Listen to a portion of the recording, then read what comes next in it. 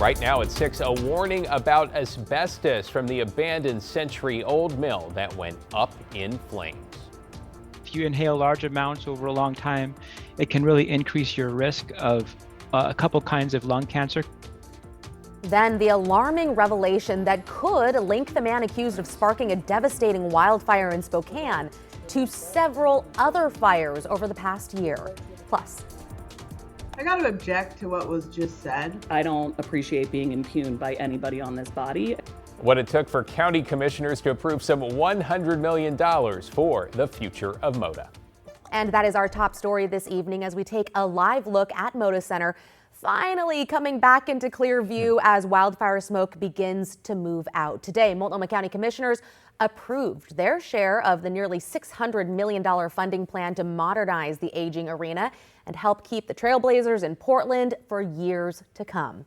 Thank you for joining us. I'm Christine Pedawanich. And I'm David Mulca with the county signing off. The ball is now in the city's court as council debates changes to its opening offer with the Blazers with a key vote now just 1 week out. We have live team coverage. Blair Best tracking that contentious county meeting that barely got things done. And John Adams live at City Hall. So John, bring us up to speed. Yeah, David and Christine, it was a marathon 2 days here at Portland City Council. Yesterday, councilors heard testimony from nearly 100 members of the public, and today they debated 18 amendments to the original term sheet that was released just a few weeks ago. Now, these amendments range from raising the fee the city receives from tickets sold at MOTA Center to property tax offset payments. In the original term sheet, payments from the Blazers to the city would start at $3 million per year and increase annually for the duration of the lease agreement. Those payments would go to local schools, the city, and Multnomah County. Another amendment proposed making concessions at MOTA Center street pricing similar to what is seen at PDX. Language has also been modified to clarify the Portland Fire's role as a tenant of the building. Here's District 3 Councilor Angelita Murillo before discussions kicked off today. The other side has not even made any updates on what they think about our term sheet. So I am living in a world where I get to make a term sheet that I think is good for the public, and then they can negotiate that down later if they want. But we are the stewards of the public dollars, and we need to act like that today in what we're choosing to bring forward. Now, the meeting ended just about 30 minutes ago, and a number of those proposed amendments were voted down, many along a 6-6 line. They needed a majority to be potentially included. Now, the city's portion of all this, according to the term sheet released a couple weeks ago, $120 million toward renovations for the nearly $600 million project. Council is expected to vote next Wednesday, August 12th. Back to you. All right, and that will set the stage for the future intense negotiations. Appreciate it, John. team coverage continues now with Blair Best. And Blair, there were some, I'll say, charged moments among Multnomah County commissioners today. That's right. There certainly are high emotions around this MOTA Center deal, and today's county commission meeting quickly turned contentious. Tempers flared as commissioners sparred for more than 5 hours before finally reaching an agreement. Yes, the resolution is approved as amended. In a 4-to-1 vote, Multnomah County Commissioners approved spending $101 million taxpayer dollars on renovating the MOTA Center. I want this step today to be seen by the NBA and the Board of Governors as a sign of just how serious we are about keeping the Blazers here in Portland. I'm not going to be supportive of this package because it is too much. Public testimony Thursday exposed a deep community divide.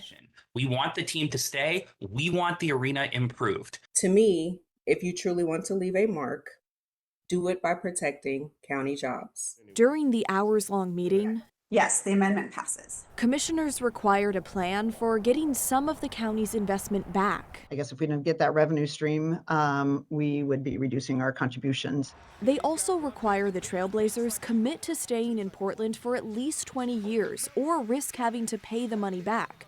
Another point of debate, how to pay for the deal. Some commissioners want to use future revenue from the county's motor vehicle rental tax to help cover its share. And in true Multnomah County fashion, I got to object to what was just said. I don't appreciate being impugned by anybody on this body. Patience was tested. I'm sorry, please do not interrupt me when I'm speaking. Amid ongoing infighting. Because you're continuing to argue with Commissioner Moyer. Sorry, what deal? are you referring to? Leading to a major moment when the county chair revealed the negotiator she hired to represent the county during discussions with the city of Portland worked for the Trailblazers and sits on Sport Oregon board. I'm sorry, did I mishear? He is on the board of Sports Oregon that is currently lobbying us on how much we should contribute to this deal? We hired a negotiator that's on the board of an organization that is lobbying us on this issue? How is that not a wild conflict of interest? I'm happy to provide information on the person that, as the executive of the county I hired on our behalf. Okay, commissioners are leaning on the county's finance office to present proposals at a future meeting on how to pay for this $101 million investment. Another point of concern here, the county does not want to spend more money than the city on this project. Some commissioners calling that scenario unacceptable and what they say would be the result of a poor negotiator. The county will now send what they have approved today over to the city, so then the city can incorporate that into their negotiations. David. Yeah, probably a good thing we only have to do this once every 20 years, right? Thanks, Blair. As we continue to track every twisted turn and comment and opinion we want to hear from you, you can text questions to 503-226-5088. We will do our best to find clarity and hopefully some answers. Well, we mentioned at the start of the show, but a live look from our Skycam in Vancouver shows a little bit of blue sky up there with that layer of smoke across the region starting at least to blow out. Chief Meteorologist Matt Zafito's here. Sounds like great news, Matt. Yeah, things are really improving here in Portland, but we have a new concern. I just noticed this on our camera out of the Dalles. It looks like there's a new fire burning here. I mean, that's low-level smoke. That's not coming from the Grasshopper fire. That looks like it's coming from somewhere in the Dalles area. So as soon as we get more information on this, we will let you know. But you see the haze overtaking the rest of the area and the dark, the golden glow on the Columbia River because of the smoke. But that is concerning to see that smoke burning in the Dalles, and the winds are now at 9 miles an hour, but they're going to increase during the day tomorrow. So as soon as we have more information on that situation, we'll let you know. 98 in the Dalles right now, but they hit 100 today. Here's the Grasshopper fire. All that smoke getting pushed towards the Dalles, towards the north and east. This is another fire. It's called the High Lava Fire, and it's been relatively small. It's up to about 400 acres now. Started around the same time as the Grasshopper fire, but that's producing smoke too, so we'll have to keep our eyes on that one. But for the western valleys, the smoke is clearing out as the marine layer, that cool coastal air, is returning to the western valleys. That is certainly good news. We're still in the 90s, but temperatures will drop obviously below that tonight with the cooling. And the air quality indexes have been dropping too. Still orange, still unhealthy for sensitive groups. But yesterday we were all red, and some of the sensors around the region are in the yellow, meaning moderate air quality. So at least we're going in the right direction there. Around the state, northeast Oregon seems to have the worst air, which makes sense because all the fire smoke is getting blown in that direction. Now here's the forecast of the smoke. The clearing comes up the Columbia River in the morning. Then we really clear it out tomorrow afternoon, and tomorrow evening as the onshore flow increases further. Again, we'll watch that fire in the Dalles, bring you the latest as soon as we can. Guys? Okay, thank you so much, Matt.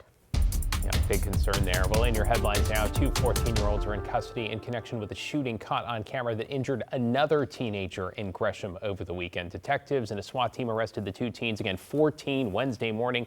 Authorities arrested a third suspect, a 19-year-old.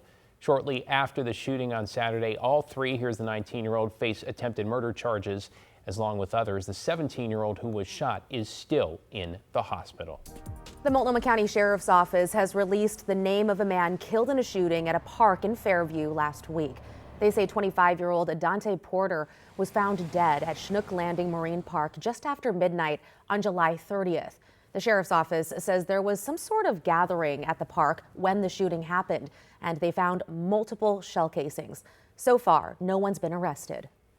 And a Washington County judge has sentenced a man to almost 6 years in prison for shooting his 16-year-old girlfriend. 20-year-old Sky Corbett, who was 18 at the time, called 911 saying he accidentally shot his girlfriend Naomi Briggs. Briggs was shot in the abdomen and taken to the hospital with serious injuries. She survived, and detectives say it was her statements and other evidence that contradicted Corbett's account and led a jury to ultimately convict him of first-degree assault and unlawful possession of a firearm.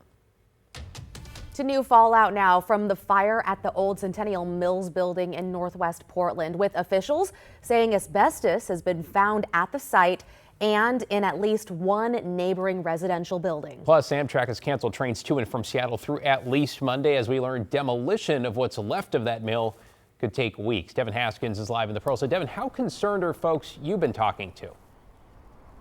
Yeah, those I've talked with really aren't too concerned about the impacts the asbestos will have on them. The DEQ doing some air quality testing around the immediate area of that mill, saying that what they found poses little to no risk to the public, again, in the immediate area. OHA saying, though, that if you do try and clean up any of the debris, that be careful and treat it as if it does have asbestos in it, and do so carefully. 4 days after the 116-year-old Centennial Mills building caught fire, it remains standing for now. Well, I heard the roaring, and I looked out and I was devastated because I love that building. Mary Ash lives in a nearby condo and had a front row seat to the fire. Oh, it was unbelievable. The fire was so intense. And when I was on the balcony, the heat was so intense I had to go back in. But, it was a devastating thing. Debris and ash from the fire landed on the ground in nearby patios, including Mary's. Not a lot, but like about this much, a thin spread. The DEQ on Wednesday confirming that lab-tested samples of building debris came back positive for asbestos. KGW News has learned that a letter sent to residents of a nearby apartment building said debris with asbestos was found in some buildings near the fire site, some of it at levels deemed dangerous by experts. The fibrous mineral has been historically used as insulation due to it being non-flammable. The reason that we pay attention to asbestos in the first place is because if you're exposed to if you inhale large amounts over a long time, it can really increase your risk of a couple kinds of lung cancer. Oregon Health Authority's public health toxicologist David Farrer says that a short-term exposure isn't as big of a concern. He added residents in the area should treat all debris found near the site as containing asbestos and take extreme precaution when cleaning it up.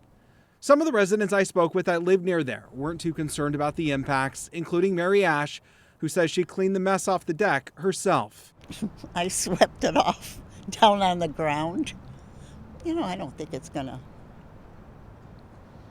be a big deal. OHA says the proper way, though, is to spray it down first with a misting spray and get it wet. That's to prevent so that once you start to pick it up, if in case it breaks apart, it doesn't become airborne. So the point of it is just wet it down really good so it doesn't become dust in the air. Experts say once it's wet, use gloves to pick it up, throw that into a bag, and then double bag it and throw it away, and then wash your hands and clothes. And again, wear a mask too so you don't breathe it in case it does kick up any dust there. The city says they are in contact with the building's owner about demolishing the building, but giving only a timeline of that may happen in the coming weeks. Back to you. We'll, of course, continue to follow what happens with that. Thank you, Devin.